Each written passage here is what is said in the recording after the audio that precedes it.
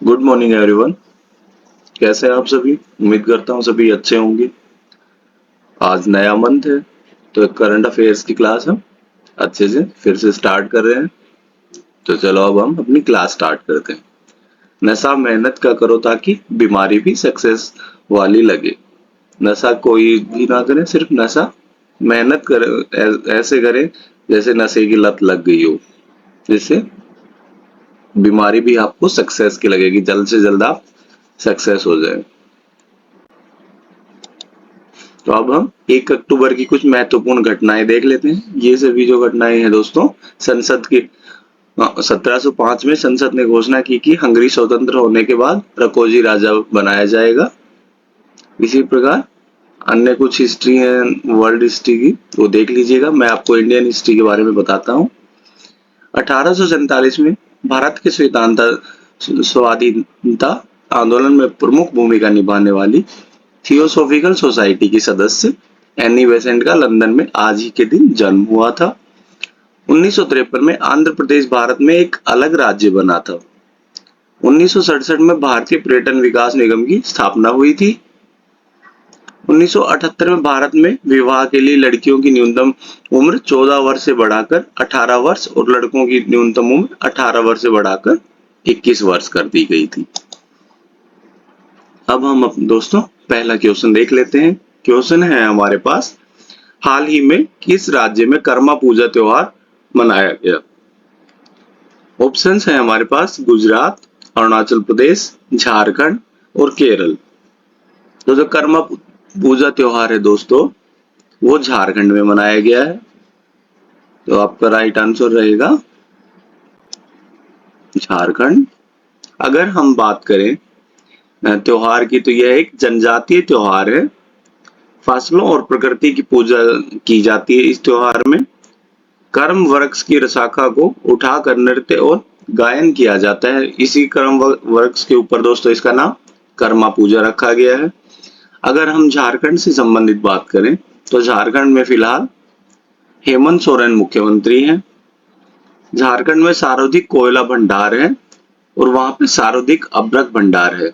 अगर हम झारखंड की सबसे बड़ी जनजाति की बात करें, तो वहां पे संथाल जनजाति सबसे बड़ी है। एयर एम्बुलेंस सेवा हाल ही में शुरू की गई है। जल संरक्षण योजना भी हाल ही में वहां पे शुरू की गई है। मुख्यमंत्री सारथी योजना वहां पे हाल ही में झारखंड में शुरू की गई है। नेक्स्ट क्वेश्चन है दोस्तों, इसके द्वारा लिखित पुस्तक नेशन कॉलिंग का विमोचन हाल ही में किया गया है? तो जो नेशन कॉलिंग पुस्तक है दोस्तों, वह सोनल गोयल के द्वारा लिखी गई है। अगर हम बात करें सोनल गोयल की, तो सोनल गोयल एक आईएएस अधिकारी है जो हाल ही में त्रिपुरा में रेजिमेंट कमिश्नर के रूप में नियुक्त हुई है। जो यह पुस्तक है नेशन कॉलिंग, यह सिविल सेवा के अभ्यर्थियों के लिए मार्गदर्शन करेगी। और इस समारोह की मुख्य अतिथि, जैसा कि आपको पिक्चर में नजर आ रहे हैं, श्री किरण रिजिजू जी रहे हैं। नेक्स्ट क्वेश्चन है हमारे पास,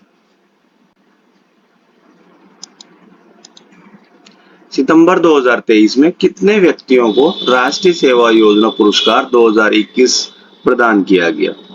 तो जो राष्ट्रीय सेवा पुरस्कार दोस्तों, कुल 52 लोगों को राष्ट्रपति श्रीमती द्रौपदी मुर्मू के द्वारा प्रदान किए गए। अगर हम बात करें राष्ट्रीय सेवा योजना पुरस्कार की, तो इनकी शुरुआत दोस्तों 1969 में हुई थी। और उस पुरस्कारों का उद्देश्य स्वयंसेवी प्रयासों से विद्यार्थी युवाओं का विकास करना। और फिलहाल इसके निर्देशक पंकज कुमार सिंह हैं। तो नेक्स्ट क्वेश्चन है हमारे पास, हाल ही में भारत के किस राज्य में 54वां टाइगर रिजर्व वीरांगना दुर्गावती टाइगर रिजर्व मिला है? दोस्तों इंपॉर्टेंट रहेगा, टाइगर रिजर्व है तो इंपॉर्टेंट रहेगा, ऑब्वियस सी बात है, याद रखिएगा और नोट डाउन कीजिएगा। तो कौन सा टाइगर रिजर्व है भारत का? ये 54वां टाइगर रिजर्व है, ये भी याद रखिएगा। नाम है वीरांगना दुर्गावती टाइगर रिजर्व। तो यह टाइगर रिजर्व दोस्तों मध्य प्रदेश को मिला है। ठीक है। अगर हम बात करें भारत में प्रोजेक्ट टाइगर, टाइगर प्रोजेक्ट कब लॉन्च हुआ था? तो भारत में टाइगर प्रोजेक्ट 1973 में लॉन्च हुआ था। और अगर भारत में कुल बाघों की संख्या की बात करें तो 3682 है। यह एमपी का दोस्तों 7वां टाइगर रिजर्व है। तो भारत में प्रोजेक्ट टाइगर काफी सक्सेसफुल रहा है दोस्तों। तो नेक्स्ट क्वेश्चन है हमारा, हाल ही में फ्रांस किस देश से अपने राजदूत और सैनिकों को वापस बुलाएगा? जो पिक्चर है दोस्तों, ये है फ्रांस के राष्ट्रपति। कौन है वो? फ्रांस के राष्ट्रपति हैं इमन मैक्रोन। इमन मैक्रोन वहां के राष्ट्रपति हैं। उन्होंने हाल ही में नाइजर से अपने राजदूत और सैनिकों को वापस बुलाने की घोषणा की है। हाल ही कुछ समय पहले, ये एक अफ्रीकी कंट्री है नाइजर दोस्तों। यहाँ पे हाल ही में सेना के द्वारा सरकार का तख्ता पलट कर दिया गया है। इसी कारण फ्रांस का नाइजर के पूर्व राष्ट्रपति को समर्थन दिया गया है और सेना का फ्रांस ने तख्ता पलट का विरोध किया है। तो इसका राइट आंसर होगा दोस्तों, नाइजर से फ्रांस अपनी सेना और राजदूत वापस बुला रहा है। नेक्स्ट क्वेश्चन है दोस्तों, हाल ही में प्रयागराज का निधन हुआ है, वो कौन है? तो जो प्रयागराज है दोस्तों, वो एक पटकथा लेखक हैं। कुछ पटकथा जिन पर फिल्में बनाई गई हैं उनमें से कुली, नसीब, अमर अकबर एंथनी और 100 से अधिक पटकथाओं की उन्होंने रचना की है। तो राइट आंसर क्या होगा आपका? राइट आंसर होगा, लेखक हैं वो, एक लेखक थे, सॉरी, उनका हाल ही में निधन हुआ है। किस वर्ष में चीन मिशन चांग ई 6 को प्रक्षेपित करेगा? चीन अपना मिशन, क्या नाम है उसका? चांग ई 6 कब प्रक्षेपित करेगा दोस्तों? तो यह 2024 में प्रक्षेपित किया जाएगा दोस्तों। अगर हम बात करें चीन का अगला, यह एक चंद्र मिशन है, चंद्र अन्वेषण मिशन चांग ई 6 की योजना के अनुसार 2024 के आसपास प्रक्षेपित किया जाएगा। पहला चांग 1 जो चीन ने लॉन्च किया था, यह 24 अक्टूबर को लॉन्च किया था। चीन राष्ट्रीय अंतरिक्ष प्रशासन के द्वारा यह लॉन्च किए जाते हैं दोस्तों। तो नेक्स्ट क्वेश्चन है, पुस्तक इबेम्मा अमासोंग नगाबेम कहानी संग्रह है, यह किसकी पुस्तक है? तो यह पुस्तक दोस्तों दिलीप नोंगमेथेम की यह पुस्तक है। दिलीप नोंगमेथेम पुस्तक दोस्तों सभी याद रखिएगा, पुस्तक काफी इंपॉर्टेंट रहती है। साहित्य अकादमी ने हाल ही में मणिपुरी भाषा के लिए युवा एवं बाल साहित्य पुरस्कारों की घोषणा की है। मणिपुरी भाषा में बाल साहित्य पुरस्कार 2023 दिलीप नोंगमेथेम को उनकी पुस्तक इबेम्मा अबासुंग नगाम्बेम कहानी संग्रह के लिए प्रदान किया गया है। तो यह इबेम्मा, ये पुस्तक है दोस्तों, अमासुंग नगाबेम्मा कहानी संग्रह है, ये इसके लिए प्रदान किया गया है। किसको? दिलीप नोंगमेथेम को। नेक्स्ट क्वेश्चन है दोस्तों, हाल ही में किस राज्य को अपना दूसरा बाघ अभ्यारण्य कैमर जिले में मिलेगा? सॉरी, तो दोस्तों दूसरा बाघ अभ्यारण्य कैमर जिले में बिहार राज्य को मिलेगा। अगर हम बात करें वहां के पहले टाइगर रिजर्व की, बाघ अभ्यारण्य की, तो वाल्मीकि टाइगर रिजर्व बिहार का पहला बाघ अभ्यारण्य था और यह 1978 में स्थापित किया गया था।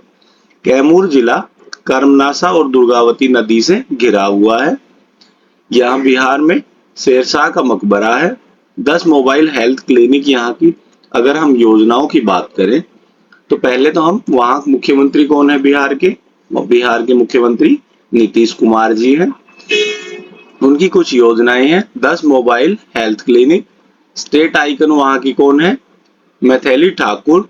सर्वप्रथम लोहा इस्पात उद्योग की स्थापना बिहार में ही की गई थी दोस्तों। सबसे कम साक्षरता दर अगर भारत में कहीं है तो वह बिहार राज्य है।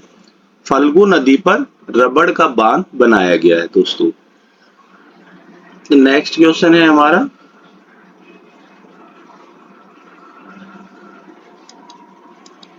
हाल ही में कौन इंडो अमेरिकन 2023 के 15 व्हाइट हाउस फेलो में शामिल हुई है?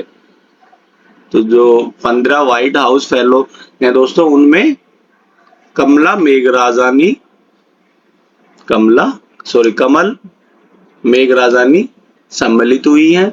अगर हम बात करें व्हाइट हाउस, तो यह व्हाइट हाउस अमेरिका का प्रेसिडेंट का रेजिडेंस को व्हाइट हाउस के नाम से बोला जाता है दोस्तों।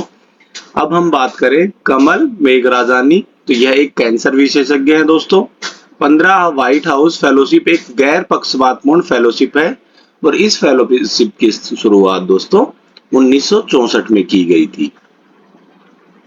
तो नेक्स्ट क्वेश्चन है, हाल ही में किस राज्य की विधानसभा में भूमि अधिग्रहण विधेयक पारित किया गया है? तो हाल ही में भूमि अधिग्रहण विधेयक उड़ीसा में पारित किया गया है दोस्तों। और अगर हम बात करें कि उड़ीसा के मुख्यमंत्री कौन है, तो उड़ीसा के मुख्यमंत्री श्री नवीन पटनायक हैं। वहां पे Similipal tiger reserve famous tiger reserve है। अग्नि 3 मिसाइल का सफल परीक्षण भी वहीं से हुआ था।